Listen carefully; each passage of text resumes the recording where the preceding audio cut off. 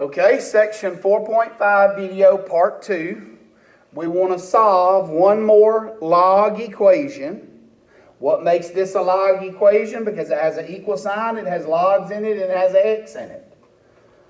Okay, 5 steps. Step 1, get the log terms on one side. Here's a log term, here's a log term. They're on one side.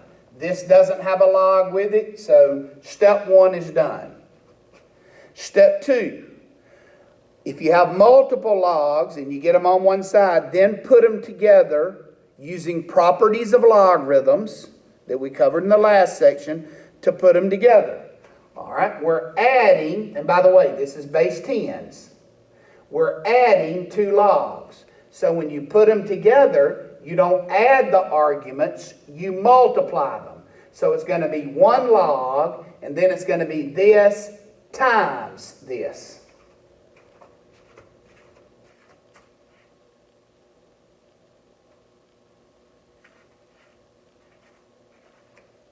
All right? That's step 2. Step 3, convert this to exponent form. So it's going to be this to this power equal this. This to this power equal this. What is this? Understood 10. So 10 to the 2 power equal that stuff.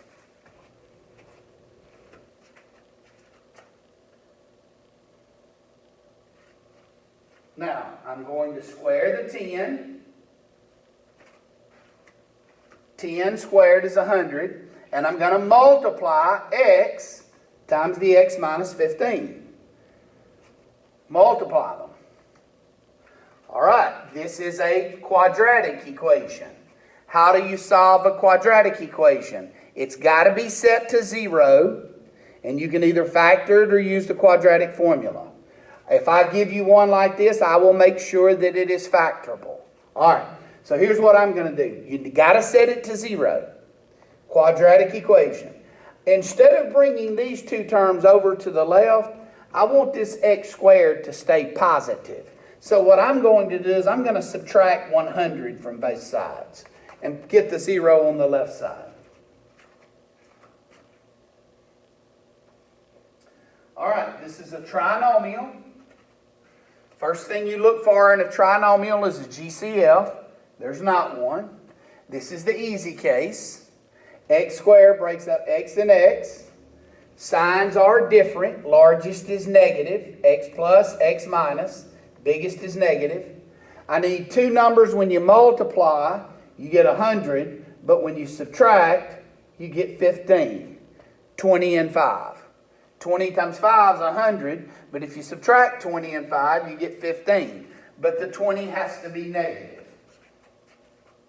Then take and set both of these equal to 0 to get 2 answers. Negative 5 and positive 20. Now, we've got to make sure that both these answers are okay. So let's check the 20. 20 minus 15 is 5. That's okay. Put the 20 over here. That's okay because it's positive. Now, let it be negative 5. Log of negative 5, you can't have a negative log. So you throw that answer right there out. So the answer is just x equal 20. Now, let me make one other comment about this, just so, because I know it gets a little confusing here, but let me say it anyway. I did not throw this answer out because it's negative. I threw this answer out because it made this up here be negative. Let me explain.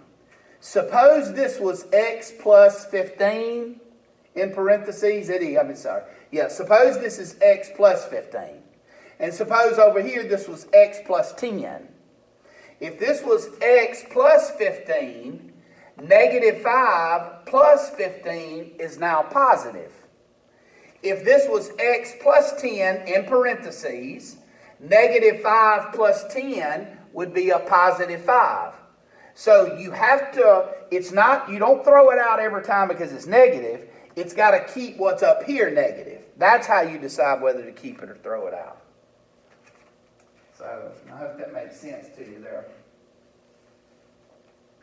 Okay, Now, the last thing we want to do in this section is I want to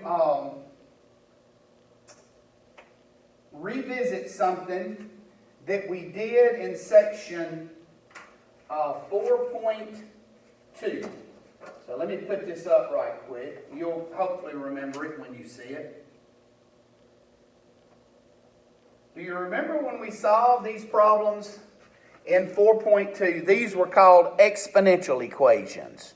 This is what we did. The very first thing we did in 4.2 is we did these four problems. And we rewrote both sides using the same base. After I did these four problems, I put this problem up. And we noticed when we put this problem up, we couldn't work it.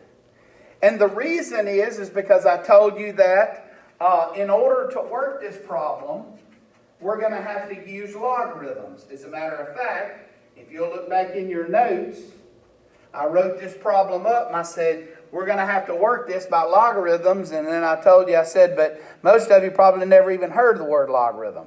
And I said, so we've got to cover a bunch of stuff on logarithms that we have now done. And I said we would come back to this problem. Well, that's where we're at now. So this problem right here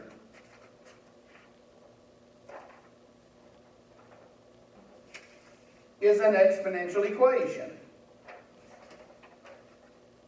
Right there. And what we're about to do is we're about to solve it. But how did we solve it earlier? We wrote both sides using the same base. The problem is 2 and 87 don't have a common base. You can't rewrite both of them using exponents that has the same base. So we're going to have to solve this a different way. I told you then, and I'll say it again now, it's kind of like when you're solving a quadratic equation.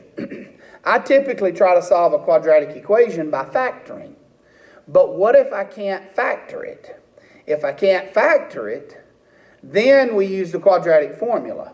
So does this problem have an answer? Yes.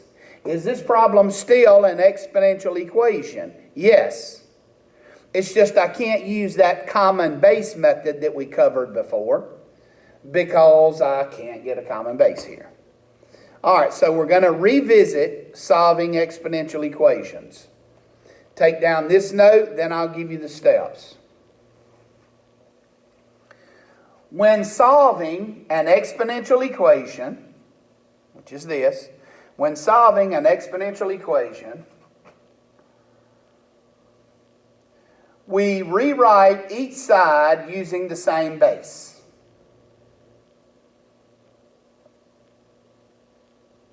Continue. In the event that this cannot be done, use the following steps to solve the exponential equation.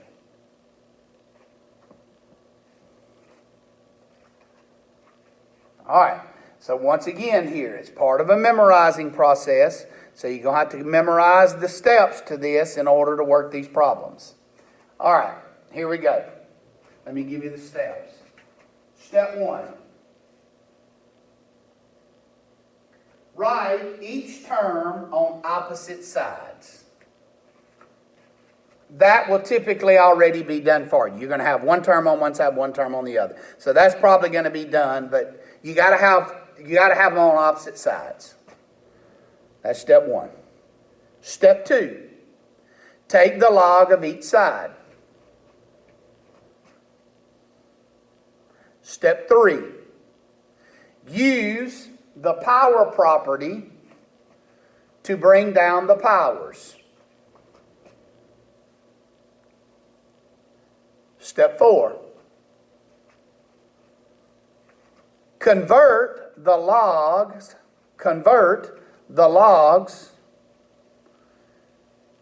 to decimals.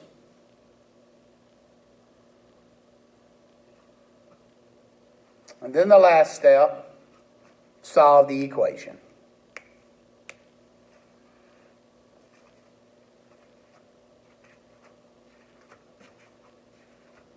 All right. So we're going to do 2 examples here. What I'm going to do here is I'm going to put the problem up because it's got a lot of messy decimals, and I'm going to let you copy the problem, and then I'll back up and go over the steps. So write these instructions down. Solve the following.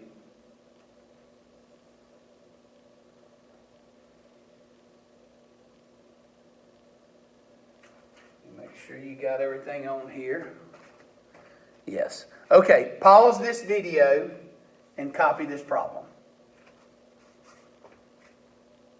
Okay, I'm assuming you paused the video, so I'm going to back up now and go over it. All right, here we go. Step 1. Step 1, get one term on one side, one term on the other. It's basically what that says. That's done. Step 2, take the log of both sides. So I'm going to take the log of the left side equals the log of the right side. Step 3, use the power property.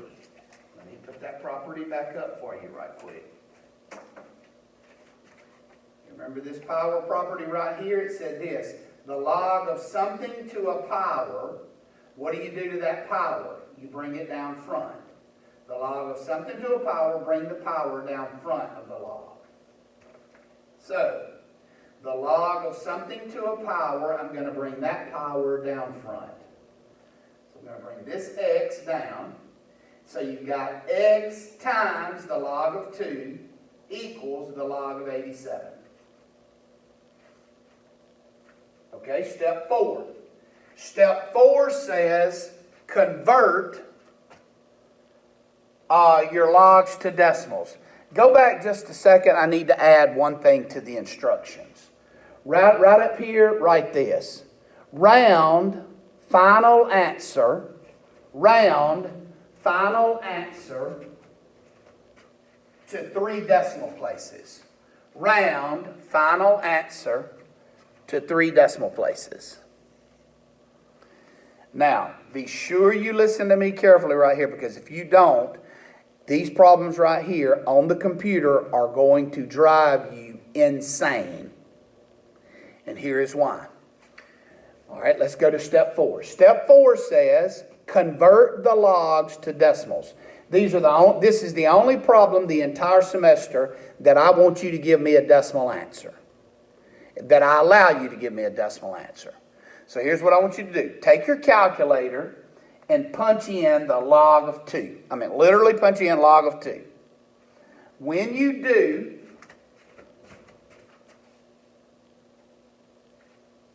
when you punch in the log of 2, you should get 0.301029. When you punch in the log of 87, you'll get 1.939519. Now, this is what I want you to notice. This is where you need to be sure and listen. Remember I said round the final answer to 3 decimal places. Then if we're going to round the final answer to 3 decimal places, why did I go out to 6 decimal places here? Here's the reason. If you're rounding your final answer to 3 places, and you round these to 3 places also, you lose some accuracy as you go through the problem. So here's what you need to make sure you do. Whatever you're rounding your final answer to, whatever the instruction says, make sure that your decimals in the body of the problem goes out 2 or 3 more than that. So we're rounding our final answer to 3, so I went out to 6. Now, I could have probably got by with going out to 5, but I don't want to do these problems more than once because I'm 1,000th of a decimal off. So carry your decimals farther than what it asks until you get to the final answer. So that's why I did that. And I put it first because it looks better. You could have put x times this, but it looks better in front of the x. All right. You got this times this equal this. How do you get rid of the number in front of the x? Because you're multiplying those by dividing. And whatever you do to one side, you have to do to the other. And so when I do, I get 0.6.442963. Now, if I enter this, it's going to mark it off because it said round the final answer to 3 decimal places. So this is 1, 2, 3. So remember, if this number right here is 5 or bigger, that goes up 1. So that's got to go up to a 3. So this is the answer the computer will want. And by the way, I knew the answer was going to be somewhere between 6 and 7, and here's why. Look back at your original problem. 2 to what power is 87? 2 to the first is 2. 2 to the second, 4. 2 to the third, 8. 2 to the fourth, 16. 2 to the fifth, 32. 2 to the sixth, 64. 2 to the seventh, 128. So 2 to the sixth is 64. We need 87. So it's going to be in between 6 and 7. And that's where that decimal was. So it doesn't shock me that that's between 6 and 7. Okay. Let's do one more.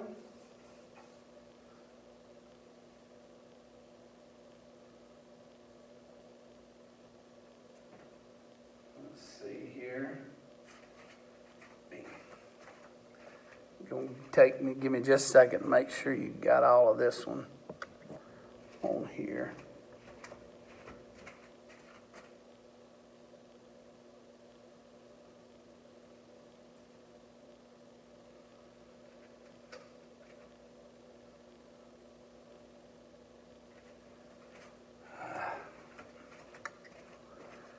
Okay, so we've got, and this is 0.6, this is 0.6. Slide it over just a hair